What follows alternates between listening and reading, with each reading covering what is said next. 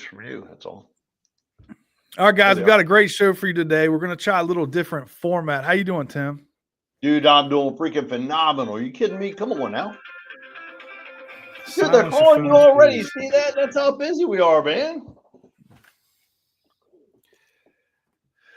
So, Tim, I was pulling up some articles. I asked ChatGPT to find me some articles that were real estate related that had some interesting, you know, headlines and some topics Sure. that people might find interesting. And I was reading an article about some.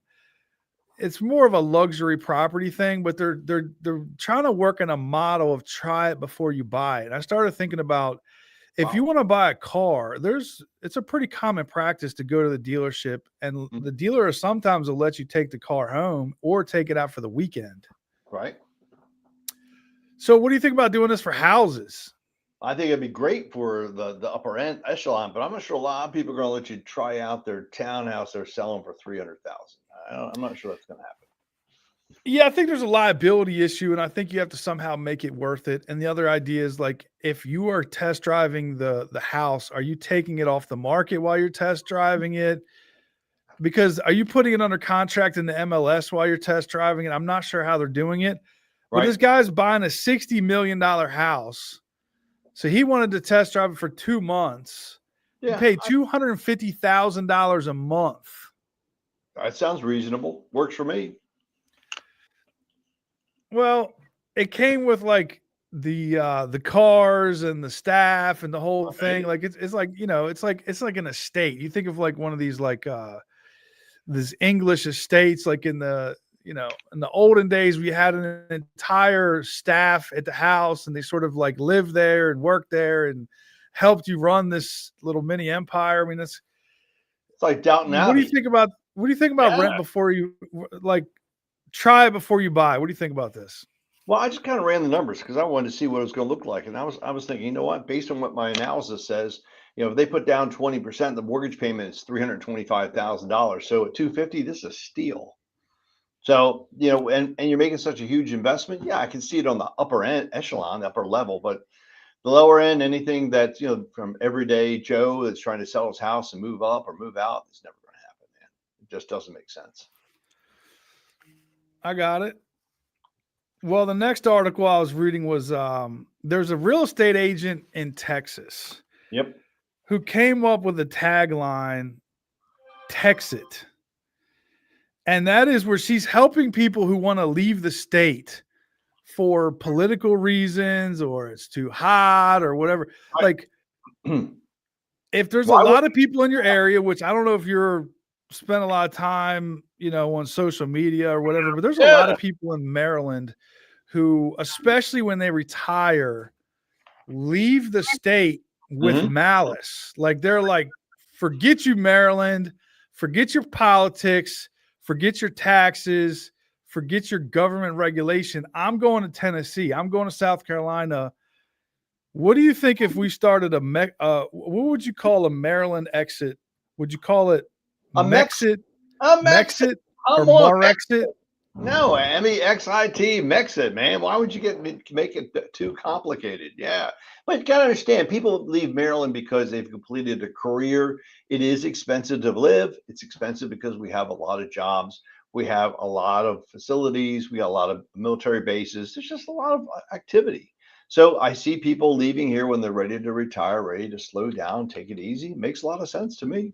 I don't see any problem with that. I really don't. I Well, do you like. think it would be a mistake for me to brand myself as a Mexit agent and say basically, hey, if you hate Maryland, call me. And then you sort of have to brand yourself as like, I live here, but I understand why you hate it here and why you want to leave. It feels like you're kind of walking a fine line.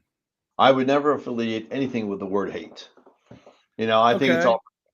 I mean, I'll just be the concept behind it, though. Like, if you're the agent who represents yeah, everybody who's leaving the state because they're mad about politics, I'm with you and I'm going to help you leave. Like, I'm going to stay behind to yeah. help you guys get out, right? It's like the guy who's like stays on the ship to help everybody get off the ship. Like, I'm going to be the guy to help you guys leave. I'm coming with you, but I'm not going to go until I help all you guys leave. And I'm going to brand myself that way. And like, Well, we think Maryland is terrible. Everybody should leave. right? I'm I going to be think your real estate agent. I think the perspective is wrong though. I think the word mad or the word hate, I would just say you're a relocation specialist. Let's call it what it Yeah, but is. it Okay? doesn't have the same doesn't have the same bite to it. Like no one really wants to work with a relocation specialist. Well, but I think the minute you begin saying Maryland is bad or people are leaving or they don't like certain things, now you've alienated another group. Let's just call it what it is, right? Everybody has their opinion. Everybody has their balance. I mean, it's benefits to both plus and minus. So would I affiliate with that? I hate to tell you this, Brian. I'd be moving on So from that don't one. do it. I Nah, feel man. like in order to do it, you kind of have to align yourself with the political movement to some extent, with the thought Exactly. process. You're going to alienate 50% of people, but you're going to niche down and you're going to attract the people that are in the same mindset, and they're going to be like, hey, he's Right. one of us. I'm going to use him as my real estate agent. Like it's a gamble. Not worth the gamble. You know what I mean? My philosophy is I'd Like rather be I get the impression people leave Texas. People leave Texas. You know, if you read through the fine print between the lines, people are leaving Texas because they have liberal views and they're sick of the conservative politics. And this chick's like all about it. Like, hey, I'm going to help you. We could take, if I took the opposite take, like if you're sick of liberal politics and government overreach and high taxes and high regulation, come to Maryland. I'm supporting you. I'm going to help you. I'm going to give you a discount. And it was like all this stuff. Nah, But I I feel like can't. you're branding yourself that way. You're getting like, she's obviously in the newspaper, a national newspaper. Right? I think that if you can get that much attention, the gamble might pay off. You know what? I think it's a bad gamble. So ultimately, look, Maryland's not a bad place to live. Just call it what it is. We got jobs, you got facilities, you got the mountains, you got the ocean. I mean, I get it. So I feel like for me personally, I help people from extreme opposite ends of the spectrum just fine. Like I don't have any problems with anybody. All my clients will never say that my politics has gotten them whatever. So I think I'm not going to do it, but I'm tempted around the idea. We're all tempted, but at the end of the day, stay focused, stay positive, make it happen, man. That's all that matters. Make Maryland great again. All right, let me pull up this article real quick. What you got, man? Oh, dude, who is that, man? What the hell? Hold on. I hit the wrong button. I can see that. Yeah, what the heck? You just aged me, man. What the heck? I feel like Benjamin Button. You know, he kind of like got younger and younger and younger as he got older. Looks good though. Nice resemblance. About the same amount of hair too, by the way.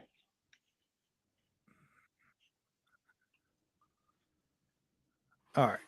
New York luxury real estate brokers. Tim, this is killing me, bro. It says this is the wrong thing up on the screen. Complaining about not upgrade my expectations from ultra rich clients. I think it's like lagging.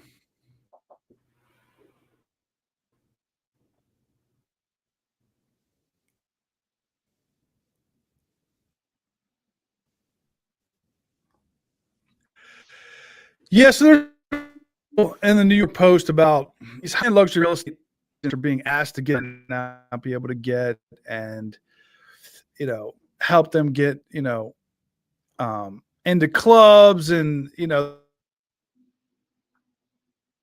there's one guy was talking about how he's in for another one of their American friends, and he wanted him to like make his kids with his kids for a little while just to kind of help them assimilate, and ended up taking them all trick-or-treating.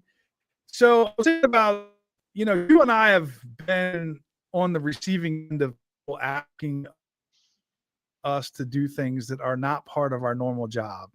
Sure. And to me, a real estate Right? agent, the real estate agent is just not handling the real estate experience. They're trying to acclimate the client to the community. I don't see any problem with this, truthfully. I mean, based on what you get paid, based on what the services you're providing, wouldn't it make sense that you want to go up and beyond? About they were sort of describing a scenario where people are using the mindset of I'm paying you,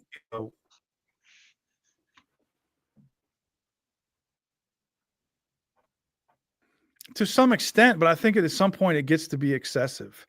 So, have you had anybody ask you to do something that you felt was like, this isn't my job? Why are you asking me to do this? I have, but on the other side of the coin, like I said, I've set up relationships with my clients. I had a client come in the other day and asked me to help him with his email and his Facebook. Did I I lose was you, okay with Tim? that. Now we're here. The internet connection is really not good. Tim. I'm here. Can you hear me? Over. Brian, can you hear me? Over. Tim, can you hear me? I can hear you. Yes. I can hear you. Yeah. You can't hear me? I can hear you. Yes. All right. So have you had anybody ask you to do something that had nothing to do with real estate that you felt was an unreasonable thing for somebody to ask you to do?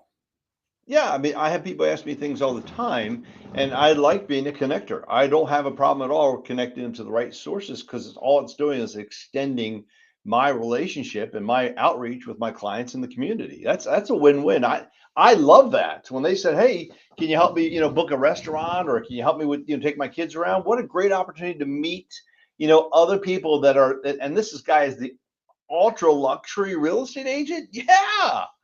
I mean, look, they're not selling $500,000 deals. We're talking about millions of dollars. Would you spend a few minutes and take the kids trick or treating? Hell, I would have had a trick or treating party at the house.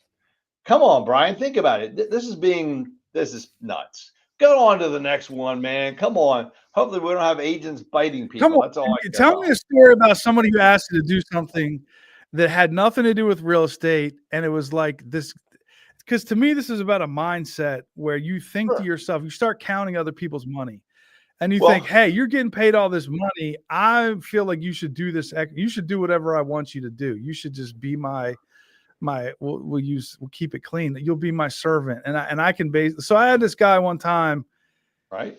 tell me I had to go over his house and sweep his house for him. Not that he couldn't do it. He just said that I had to do it. He's like, I'm paying you $10,000. You need to go sweep my house. That's a little extreme. I'm not gonna lie to you. Did you already close on them, or was it before closing? No, his house was for sale, but he was acting like I had to clean his house. And I had one guy, one time, he was an angry man, and he says, I'm paying you all this money. And I kept pushing back on the way he was talking to me. And he says, you need to let me yell at you. You need to let me, you know what? You just got to take it sometimes. All right.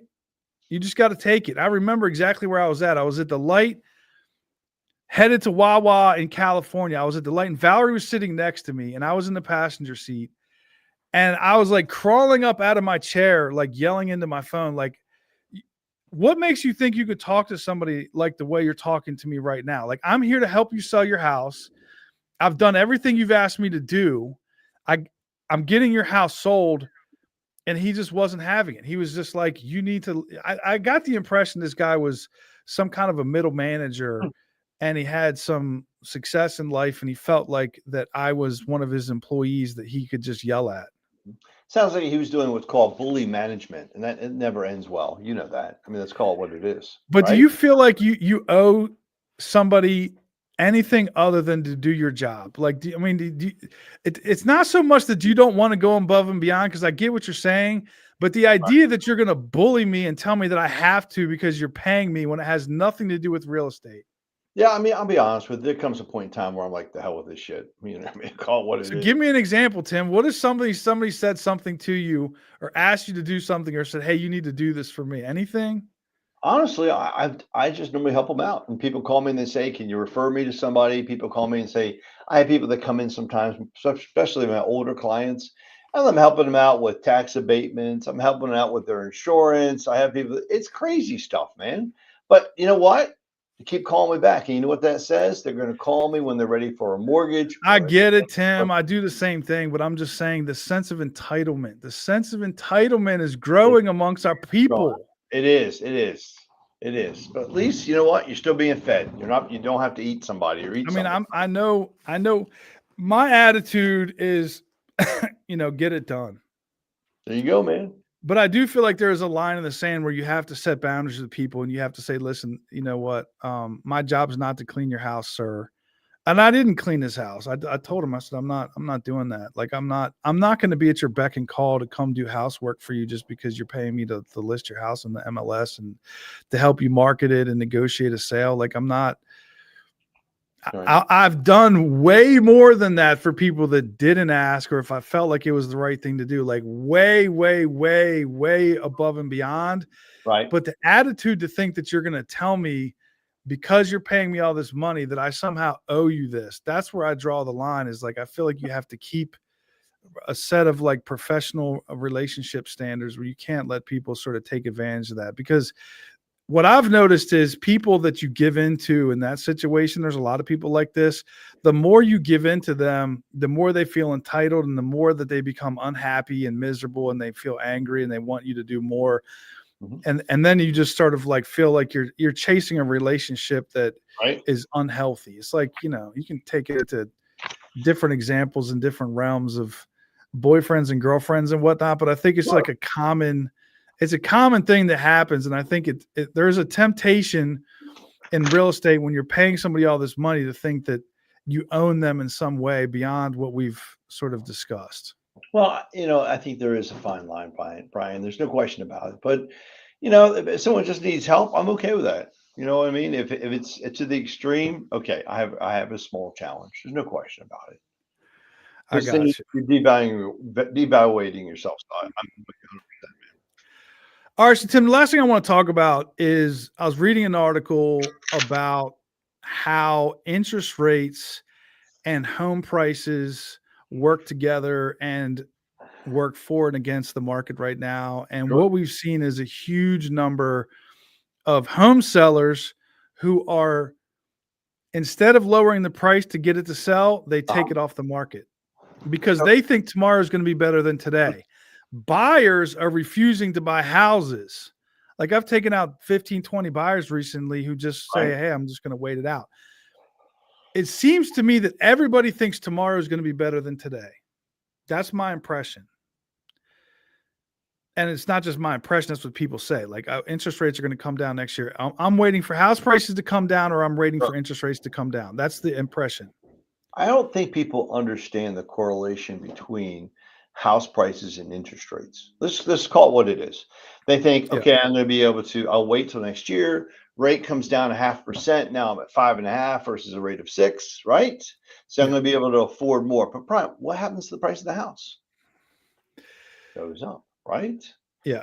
So to me, if you're waiting for the interest rate to come down to be able to qualify for more, and yet we know the correlation between interest rates coming down, that normally prices go up, then you're misreading the marketplace. Your better bet is to buy today at a certain rate. Recognize that when the rates come down, you will end up refinancing because not only has your payment going down, interest rates going down, but the equity in your home is going up. You might even be able to get rid of the mortgage insurance. So let's use an example. Let's use an example and Sure. try to paint the picture, because it's sort of a metaphorical conversation right now. Let's use an actual house. So you and I helped a lady buy a house in La Plata. And I remember this was like an aha moment for me. She bought a $405,000 house with an FHA loan, which, it does have a significant monthly premium associated with it. An insurance premium associated with it is pretty significant. Sure. And her payment was $2,000 and some dollars a month. It was under $2,100. Let's call it $2,000 a month. And I remember thinking to myself, that's a really nice house she's buying. That's a great payment. And this was like when interest rates were low, and this was like 2019-ish. So house prices hadn't jumped yet. Sure. Today, that house is probably worth $550,000, $600,000. Easy. Exactly right.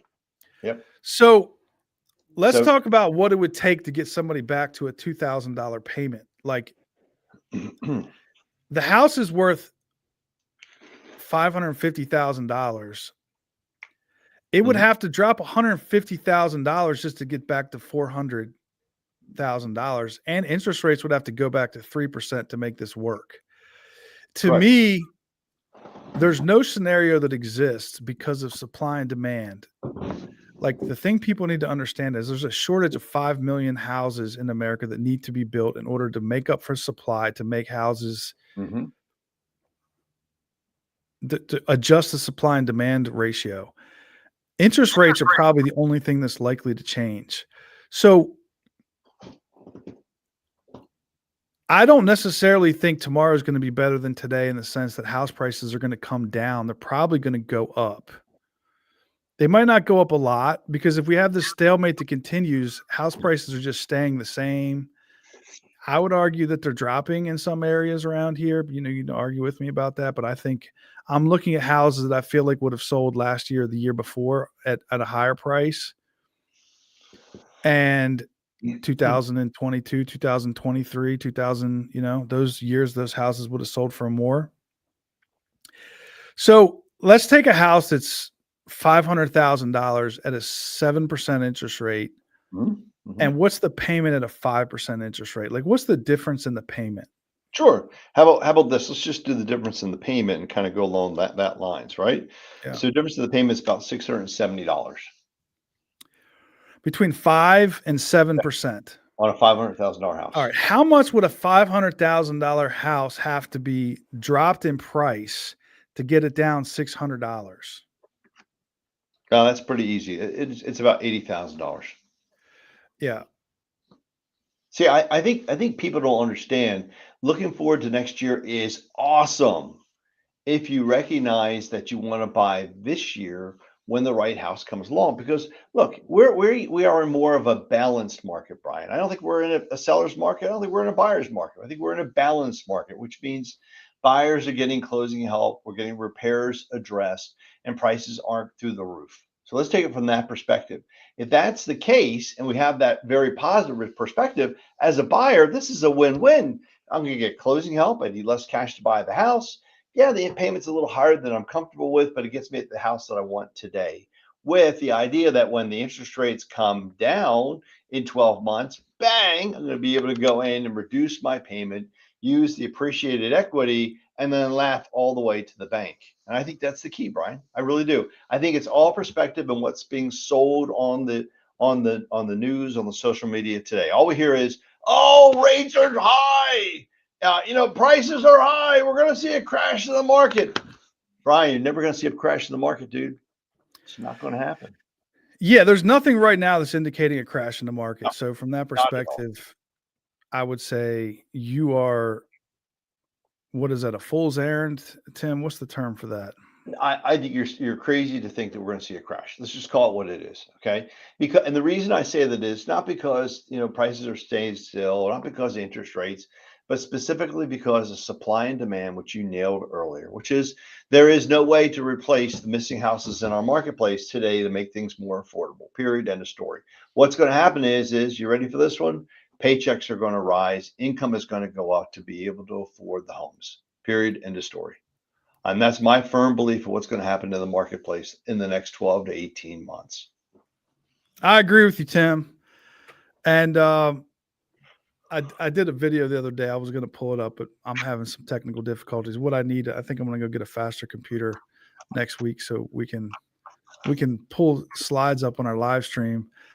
But I did I went to ChatGPT. Even a lot of people have been watching these videos of these baby podcasts with Joe Rogan and I like those. And all these guys. So I pulled up, I made a baby avatar of myself in the podcast, and I'm going to pull a clip out of this podcast, and that's going to be me talking. And then that's going to be you talking, Tim. So what do you think about your baby avatar? I think I like it, Tim. I like it, man. I'm fired up. I'm ready. I tried to do one where I gave it a beard, but it gave me an old man face. And it doesn't have the same vibe. And for some reason, they put me in your office because I did these back to back. But I'm going to try to add maybe some facial hair to this one. Maybe not. We'll see. But look forward to watching the baby podcast with Brian and Tim coming out shortly, guys. Thanks for watching. Yep. Apologize for the technical difficulties. I'm going to go buy a new computer and we'll be back. Sounds like a plan, man. All right, brother. I'll catch up with you, man.